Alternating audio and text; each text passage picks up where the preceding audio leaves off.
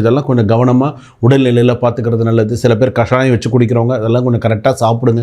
உடல்நிலையை கொஞ்சம் நல்லா பார்த்துக்கோங்க. அப்பப்போ கொஞ்சம் மருத்துவ செலவுகள் வரும். ஸோ அதை கொஞ்சம் அனுசரித்து கொஞ்சம் பார்த்துக்கோங்க.